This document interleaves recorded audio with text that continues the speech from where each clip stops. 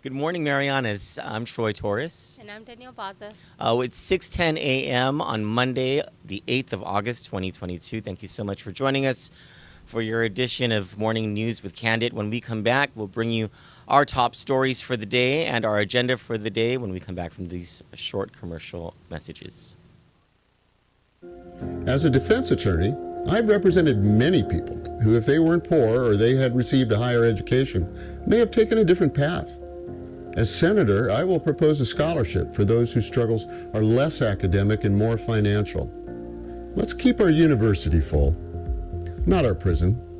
I'm Thomas Fisher. I not only approve this message, I wrote it. Paid for by Tom for Guam, Drake Diaz, Treasurer. I just want to say from the heart, we supported our pre-move for the longest time.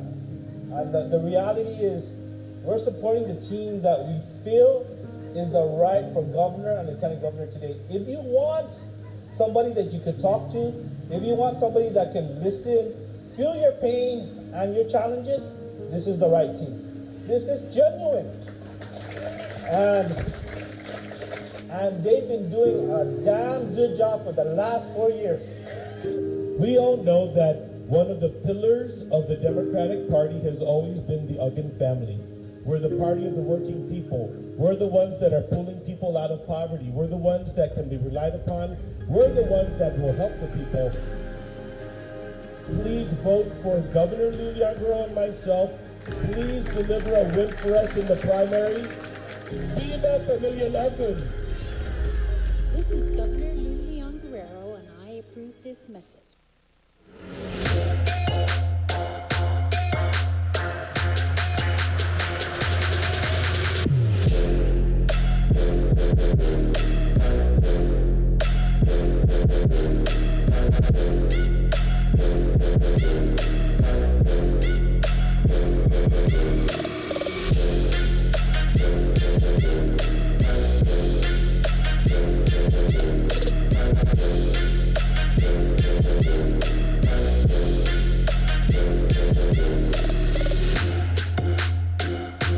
I feel that this environment is for anybody that wants to try something new, whether it is CrossFit or powerlifting. We offer a safe space for someone who's never been athletically inclined to try something that they've never done before.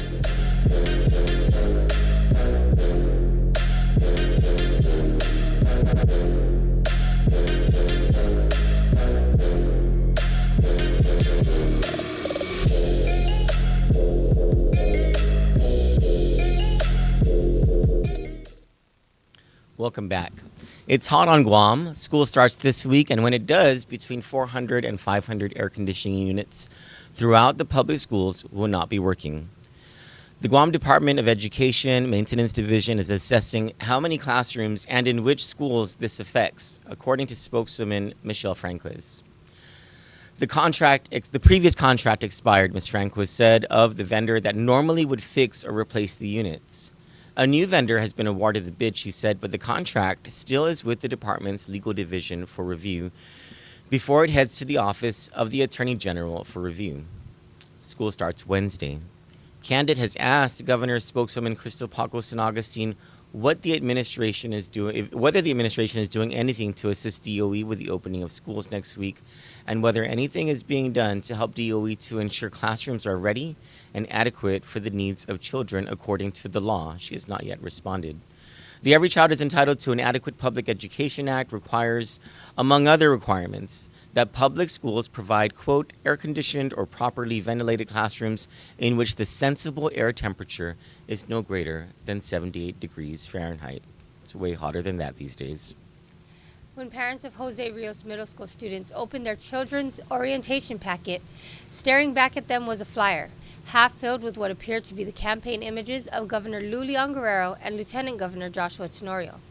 The other half of the page provided contact information for the Government of Guam's Relief Center.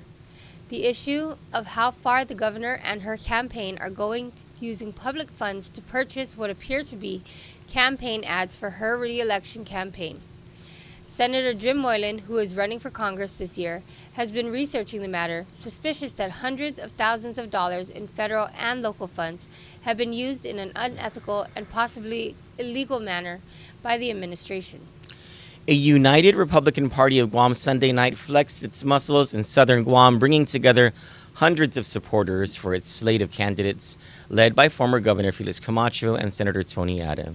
And despite a false claim made by Governor Lulian Guerrero that Camacho and former Governor Eddie Calvo were not working together, there was Calvo, front and center, showing his support for Camacho. And Camacho's supporters weren't the only ones to show up to the agate function. A motorcade of supporters for Michael San Nicolas and Sabrina Solis Matinani rode up to the function, with many of the congressman's supporters exchanging friendly conversation and camaraderie with the team they may end up challenging in the November general election. According to Republican senatorial candidate Sandra Rages, Governor Camacho told the crowd he had a conversation with Congressman San Nicolas, where the two expressed their support for each other and against the status quo of Lulian Guerrero and Joshua Tenorio, and that if Camacho and San Nicolas face off in the general election, quote, may the best team win. Finally, more women are coming forward with pictures and complaints about the state of the Guam Memorial Hospital maternity ward, which appears to be in a state of disrepair and poor sanitation. Dr. Tom Shea, who has long advocated for the renovation and modernization of the labor and delivery wing of the hospital, has confirmed the deterioration of facilities and questioned why no action has been taken to give mothers and their newborn babies a clean, reliable place for birth and care.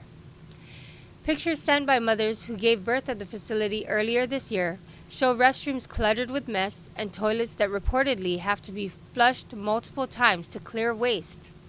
Mothers also claim that the unit is hot and generally unclean. Senators a decade ago appropriated funds to modernize the maternity ward, but the governor has never made the project a priority. So obviously I've never given birth at GMH maternity ward, but I mean you have. Yeah, I have. But and there was a bug in Kimmy's what is it called? But that was 19 years ago, right? 18. 18. When was the last time you gave birth there, though? 10 years ago. 10 years ago. 10 years ago was around the time that Dr. Tom Shea led the effort to, well, it wasn't an effort. He basically twisted the legislature and the governor's arms to appropriate a whole bunch of money for the renovation of the maternity ward. And it never materialized. So when Governor Lulian Guerrero came into office, there was high hope. You know, she was a nurse. She used to work over at GMH. And she is a so-called advocate for women's issues. And, you know, of course, it's not a relative thing or an arguable thing that giving birth and, you know, having your baby at the maternity ward is a big woman's issue. And so over the past 4 years, nothing has been done to use that appropriation to renovate the maternity ward. And now we're seeing a bunch of people, a bunch of mothers, right? You've been getting messages coming in about that. Have you been there? Lately, no, I haven't. I haven't been there either. I don't think since the pandemic that I've seen any part of the hospital besides the emergency room. Is it true that you have to, like when you go there and your water breaks or whatever, you're about to give birth, you're in one room, and then like you get transferred to another room? Yeah, I think so. To give birth, and then after that you get transferred to another room? Yeah, you go to this room where you're supposed to like rest or whatever, and they like do all that stuff to your stomach and to try to clear it out. So I remember back in the day Dr. Shea talking about how, you know, in modern labor and delivery units, everything's in the one model, room. yeah, everything's in one room. I like that. For the comfort of the mother. Yeah, because it's really frustrating to keep moving out of those rooms and you're in pain and everything. No. That sort of like the what is it? The HRRE. The Hagåtña Restoration and Redevelopment Yeah, where's Authority? that going? Well, apparently they conduct pageants. Well, you know what? Thank you, Danielle, for reminding us about what our agenda is today. Top of the agenda is a story that you're working on about the HRRA, the Hagåtña Restoration and Redevelopment Authority, and what it's been up to over the past 4 years and how much money has been spent on what it's been up to. Is that right? Yeah, hopefully they can update their website by the afternoon. It's by the way, illegal for government of Guam agencies to not update their websites. But hey, does the administration care about the law? Whatever. or the truth. Just Serena's apparently. mermaids. What have you? Well, you know what? We'll save the story for when it comes out. When you publish it, and I don't know. Maybe you guys can do a thought and show people Agania. I don't know, Eric. Is that something that you guys can do? Show our audience Agania these days. Yes. Yes. The other story that we'll bring you most likely this morning, we got confirmation last week from Guam Customs about the boats that have been coming in from Saipan and bringing in these Chinese nationals. Now, the part about the Chinese nationals isn't going to be the focus of the story. The focus of the story that I'm working on is a connection of these boats to the governor's office in the CNMI. It's when I got this information, I thought, no, there's just no way. Well, they they've were already that got dumb. RAV4s, and they're set up. Like somebody set that up for them. $3.6 million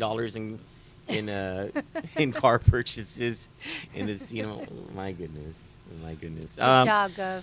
Then we'll probably put out part 2 of the Kenya land scam story today and more details about a lawsuit or not a lawsuit, but a continuing probate issue that has raised serious allegations against people in the matter of the estate of Francisco T. Kenya and a probate that is 57 years old. And our top story today is going to be about the average rents price on Guam and how it compares to rentals in some of your more expensive states in the mainland United States. You know, in this conversation that we've been having about, and I don't know if you saw the conversation that we had on Friday night, but one of the issues that we bring up is how many people have left Guam for better opportunities stateside and how things are just cheaper there. And, you know, there isn't this fear of political intimidation and people just want a better life, right? Yeah. Right, Lou? Right? Your microphone's on, right? Right, Lou? Eric, can you say good morning to our audience? Good morning. No, are there people Oh. saying good? Yeah. Yes, there's a lot of people saying good morning. There's a few messages. Okay. Kenneth Paulino says good morning. Good morning, Ken. Mary Demion says good morning. Good morning, Ken, Mary. Crew. Brother Troy, Sister Danielle, Guam and the NMI.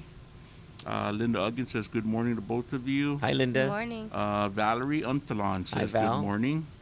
And then Boot Oscar Mike says, when you guys were talking about GMH, says, this is true. GMH was third road when I had my baby during COVID. Oh, wow. Yeah. Maybe that's why they don't want to let anyone in.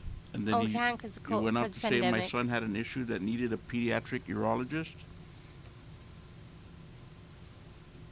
And there is none on island at the time, so they recommended them to go to Manila, Hawaii, and States. Manila. Wow. Manila, Hawaii, and States. That's so sad. Just anywhere but here. That's so sad. Well, where can we get these stories today? You can get these in-depth stories at CandidNews.com. Thank you so much.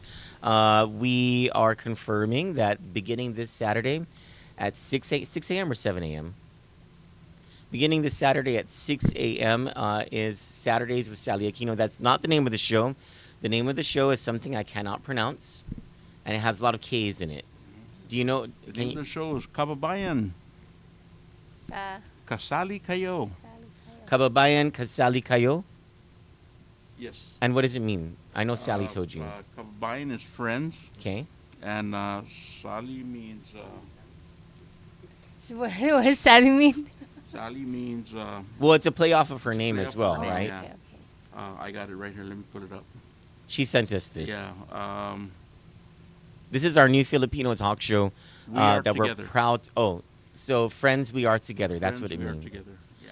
So beginning this Saturday at 6 a.m. and every Saturday after that, our newest member of our team, Sally Aquino, will be hosting Kababayan Kasali Kayo, Oh. our Filipino talk show, beginning at 6 a.m. this Saturday. We're very proud to bring it to you. Now we ask that you join us in turning our attention to 93.3 FM The Point, the only talk show on Guam of any consequence between 6 a.m. and 10 a.m. from Monday to Friday. You'll get the best talk radio, the latest in politics, and a whole lot of laughing that Cousin Ray Gibson does with the Real Joe Cruz, with Donna D, and with Jerry Roberts. Please turn your attention now to 93.3 FM The Point with us, or on Facebook at The Point Guam, or on YouTube on The Ray Gibson Show. For Kandit News, I'm Troy Torres. And I'm Danielle Baza. Good morning, Marianas.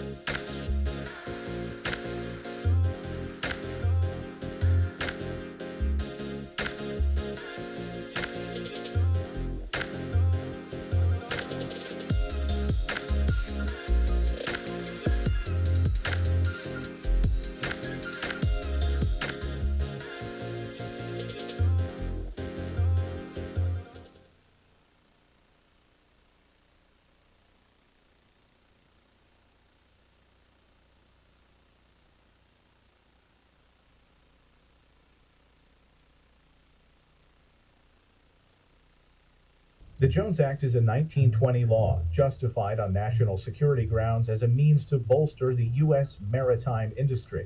It restricts domestic shipping to vessels that are U.S. built, U.S. owned, U.S. flagged, and U.S. crewed. However, this law boosts cost by banning foreigners from competing and forcing Americans to purchase ships that are up to 8 times more expensive than those built in other countries. The result is higher transportation costs. Shipping oil from Texas to the Northeast, for example, costs 3 times more than importing oil from Africa. Ultimately, consumers foot the bill.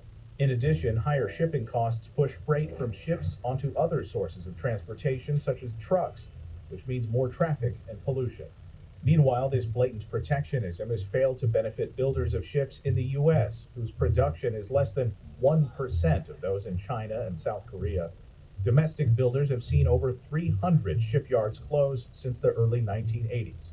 Jones Act defenders claim the law ensures adequate U.S. ships during times of war, but during U.S. deployments during Operations Desert Shield and Desert Storm, foreign flagged commercial ships carried twice as much equipment as their U.S. counterparts. In fact, the U.S. was so desperate for shipping that it twice requested the use of a cargo ship from Moscow. Both requests were denied. So the Jones Act has failed to achieve its shipbuilding and national security goals while driving up costs for consumers. It's time for this outdated, costly, and ineffective law to be repealed. It's time to end the Jones Act.